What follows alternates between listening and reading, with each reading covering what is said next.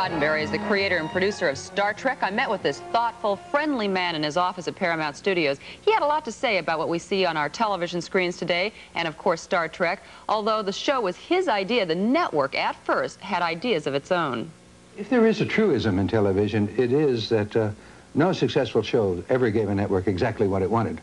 But that isn't because the networks are dopes or dunderheads. It's because of the different way an artist looks at things and the different way business people look at things. And that's as it should be. I'm sure Michelangelo had the same problem when he was doing his beautiful things. What about the cast of the show? I'm told that NBC only wanted white males on the bridge, no women, no blacks. When I brought in a mixed-racial crew, both the network and Desilu Studios, which had it at that time, came in saying, what are you doing? You're going to ruin us. And then when I insisted on it, then the advertisers came in, the agencies, and said, if you show this black girl as an officer dealing with white people on that basis, you're going to be barraged with hate letters, and whole areas of the country are going to refuse to handle your show. And we often forget that's how the country was then. One thing that makes me love viewers and love the audience is that we never received in 20 years one single letter of that kind. The pilot, the original pilot, was really a lot different from the shows that we know today, wasn't it? Yes, the original pilot even had a different captain, Jeff Hunter, was a fine actor.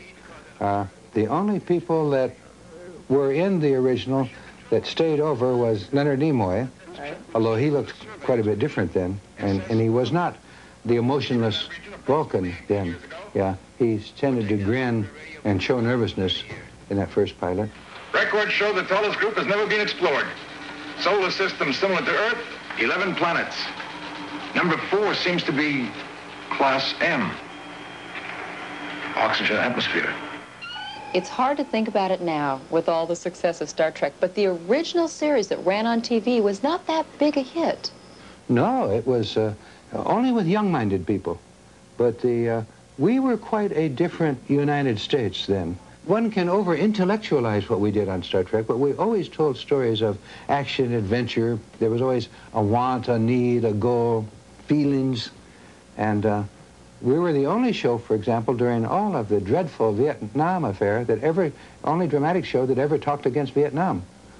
But as in the case of Jonathan Swift, we set it on another planet.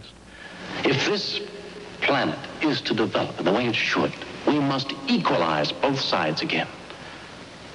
Jim, that means you're condemning this whole planet to a war that may never end. It could go on for year after year, massacre after massacre. All right, Doctor.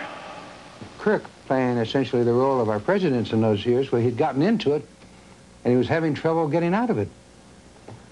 And it's a pity. Vietnam would have ended many years sooner if it had been on dramatic shows on television, because the impact of these dramatic shows. I have 2 aunts, for example, maiden aunts. If Dr. Marcus Welby had come out and said something against Vietnam, my aunts would have carried placards. Do you remember the 20th century brush wars on the Asian continent? It went on bloody year after bloody year. Well, what would you have suggested? The only solution is what happened back then. Balance of power. Mass communications is our language today between one another. And we can't say, well, let's not really talk about anything serious on television. That is a criminal statement and a criminal intention. In my opinion, the audience is way ahead of our government leaders. I think the government leaders should catch up with the audience, and then we'd have 21st century teams right now. Many such journeys are possible. Let me be your gateway. Captain, the Enterprise is up there. They're asking if we want to beam up. Let's get the hell out of here.